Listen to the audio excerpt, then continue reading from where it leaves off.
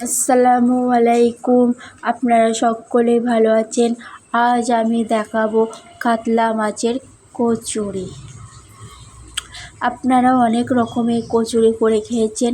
একবার কাতলা মাছের এরকম রেসিপিটা করে খেয়ে দেখবেন। খুব সুস্বাদু হয়ে থাকে আর মজাদার হয়ে থাকে।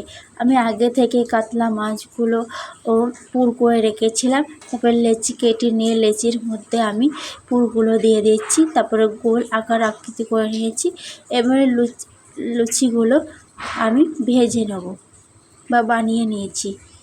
তারপর কড়াইয়ে তেল দিয়ে দিয়েছি। এবারে একে একে আমি কচুরি গুঁড়া ছেড়ে দেবো। কচুরি আমার দেয়া হয়ে গেছে ছেড়ে, এবার উল্টা পাল্টা করে ভেজে নেব। ভাজা হয়ে গেছে আমার। এবার আমি একটা পাত্রতে তুলে নেব।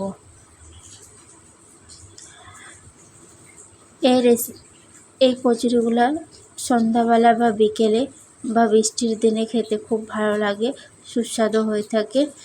আপনারা একবার ট্রাই করে দেখবেন। আপনারা সকলে ভালো থাকবেন, সুস্থ থাকবেন। আবার পরবর্তী ভিডিও আপলোড দেবো।